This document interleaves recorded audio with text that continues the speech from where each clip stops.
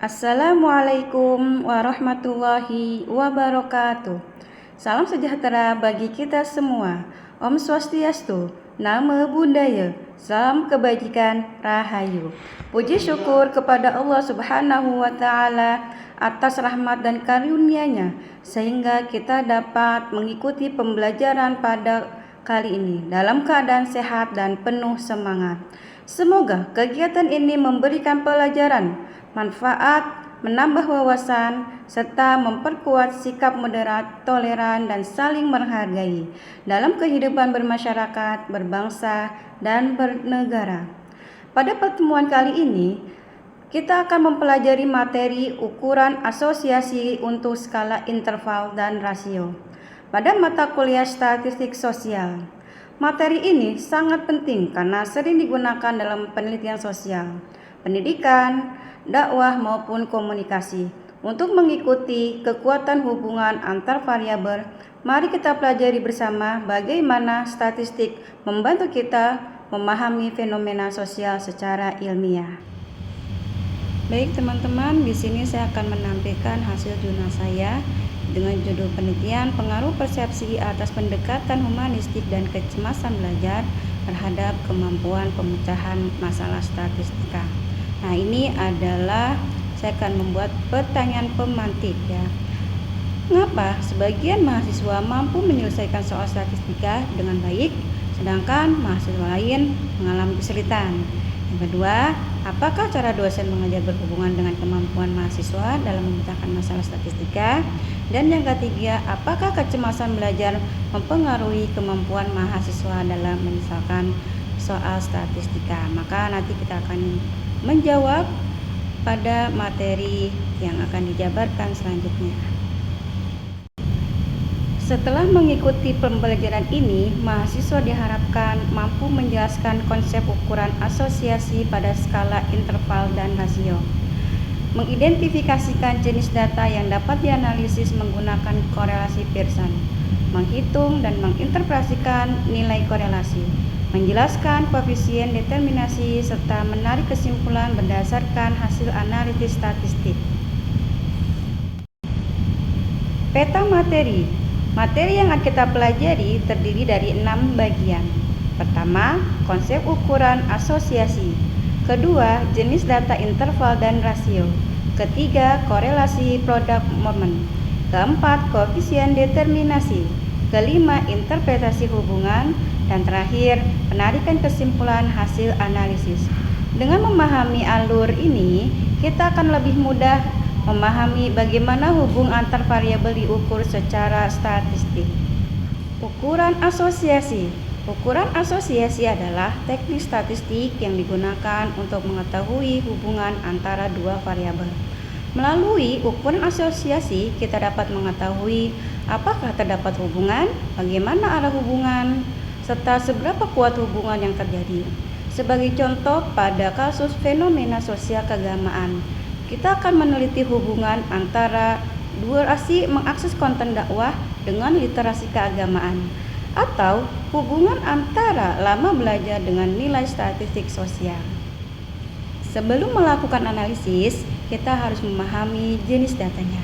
Skala interval memiliki jarak yang sama antar nilai, tetapi tidak memiliki nilai non mutlak. Contohnya adalah suhu dan IQ. Sedangkan untuk skala rasio memiliki jarak yang sama dan memiliki nol mutlak. Contohnya umur, pendapatan, jumlah jam belajar, lama mengakses media sosial. Untuk kedua jenis data ini, ukuran asosiasi yang umum digunakan adalah korelasi Pearson product moment. Korelasi Pearson digunakan untuk mengukur hubungan antara dua variabel yang berskala interval ataupun rasio. Hasil analisis akan menghasilkan koefisien korelasi yang disimbolkan dengan huruf R. Nilai R berkisar antara -1 sampai +1. Semakin mendekati angka 1 atau -1, maka hubungan yang terjadi semakin kuat. Rumus korelasi Pearson. Berikut adalah rumus korelasi Pearson product moment. Silakan teman-teman mahasiswa untuk memperhatikan rumus korelasi Pearson. Meskipun saat ini perangkat lunak seperti SPSS dapat menghitung secara otomatis, kita tetap perlu memahami komponen dalam rumus tersebut. Nilai R diperoleh dari hubungan antara variabel X dan variabel Y yang dianalisis melalui jumlah data, hasil perkalian variabel, dan jumlah kuadrat masing-masing variabel. Mari teman-teman kita perhatikan interpretasi nilai korelasi. Setelah memperoleh nilai korelasi, langkah selanjutnya adalah menginterpretasikan. Jika nilai korelasi berada pada rentang 0,80 hingga 1,00, maka hubungan dikategorikan sangat kuat. Jika berada pada rentang 0,60 hingga 0,79, maka hubungan dikategorikan kuat. Semakin mendekati angka 0, maka hubungan semakin lemah. Arah hubungan. Dalam korelasi terdapat dua arah hubungan. Pertama adalah hubungan positif. Hubungan positif berarti apabila variabel X meningkat, maka variabel Y juga meningkat. Sebaliknya, hubungan negatif berarti ketika variabel X meningkat, maka variabel Y justru menurun. Studi kasus. Sekarang kita akan menggunakan contoh moderasi beragama yang berkaitan dengan fenomena keagamaan. Misalnya, kita ingin mengetahui hubungan antara durasi mengakses konten dakwah di media sosial dengan skor literasi keagamaan mahasiswa. Data menunjukkan bahwa semakin lama mahasiswa mengakses konten dakwah, skor literasi keagamaannya juga cenderung meningkat. Apakah hubungan tersebut benar-benar ada secara statistik? Mari kita analisis menggunakan SPSS. Mari teman-teman kita lanjut di pengoperasian aplikasi SPSS. Nah, di aplikasi ini langkah pertama yaitu kita harus menyiapkan data pada tabel. Nah, di sini sudah ada 5 responden mahasiswa. Variabel X yaitu durasi mengakses konten dakwah. Kemudian variabel Y mengenai skor literasi keagamaan. Nah, sini sudah ditampilkan penyajian data mentahnya untuk responden mahasiswa yang A, B, C, dan D. Kemudian kita membuka aplikasi SPSS. Lalu kita copy data mentah yang pada di Excel dan kita pastekan pada aplikasi SPSS yaitu di data view. Lalu kita klik di variabel view. Lalu kemudian kita ganti name-nya menjadi variabel X, kemudian yang bawahnya menjadi variabel Y. Lalu desimalnya kita nolkan. Kemudian kita isi labelnya yang untuk variabel X yaitu durasi mengakses konten dakwah. Kita pastekan di aplikasi SPSS. Kemudian variabel Y yaitu skor literasi keagamaan. Lalu kita kopikan pada label variabel Y. Kemudian setelah identitas terisi di data view, kita klik di data view, di analyze, lalu pilih correlate bivariate. Kemudian kita pindahkan variabel X dan Y-nya ke kolom variables.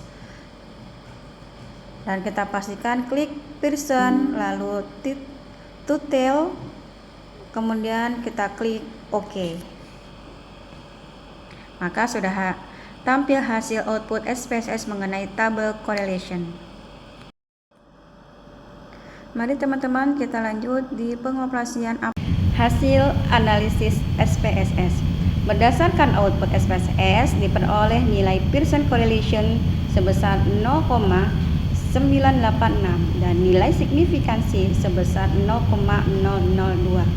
Karena nilai signifikansinya lebih kecil dari 0,05, maka hubungan tersebut signifikan secara statistik. Nilai korelasi sebesar 0,986 menunjukkan hubungan positif yang sangat kuat. Artinya, semakin lama mahasiswa mengakses konten dakwah di media sosial, maka semakin tinggi pula tingkat literasi keagamaannya. Mari teman-teman kita perhatikan koefisien determinasi. Selanjutnya, kita menghitung koefisien determinasi. Koefisien determinasi diperoleh dari kuadrat nilai korelasi dikalikan 100%. Jika nilai korelasi sebesar 0,986, maka koefisien determinasinya adalah 97,2%. Artinya, 97,2% variasi literasi keagamaan dapat dijelaskan oleh durasi mengakses konten dakwah, sedangkan sisanya dipengaruhi oleh faktor lain. Mari kita refleksikan bersama mengenai menjawab pertanyaan pemantik, yaitu dari judul penelitian pengaruh persepsi atas pendekatan humanistik dan kecemasan belajar terhadap kemampuan pemecahan masalah statistika. Pada penelitian ini terhadap 75 mahasiswa perguruan tinggi swasta di Bekasi menemukan bahwa persepsi terhadap pendekatan humanistik dan kecemasan belajar berpengaruh signifikan terhadap kemampuan pemecahan masalah statistika. Hasil analisis menunjukkan nilai F-hitung sebesar 210,973 dengan signifikansinya yaitu 0,000, serta kontribusi kedua variabel sebesar 85,4% terhadap kemampuan pemecahan masalah. Mari kita simpulkan materi kali ini. Ukuran asosiasi digunakan untuk mengetahui hubungan antar variabel. Untuk data interval dan rasio digunakan korelasi persen product moment. Nilai korelasi menunjukkan arah dan hubungan, sedangkan koefisien determinasi menunjukkan besarnya kontribusi suatu variabel terhadap variabel lainnya. Sebagai latihan, silakan analisis hubungan antara durasi penggunaan media sosial dakwah dengan skor literasi keagamaan mahasiswa. Tentukan jenis datanya. Jelaskan ukuran asosiasi yang tepat, kemudian buatlah interpretasi jika diperoleh nilai korelasi tertentu. Demikian pembelajaran kita mengenai ukuran asosiasi untuk skala interval dan rasio. Semoga materi ini dapat membantu teman-teman untuk memahami cara mengukur hubungan antara variabel dalam penelitian sosial dan keagamaan. Terima kasih atas perhatian dan partisipasinya. Wassalamualaikum warahmatullahi wabarakatuh.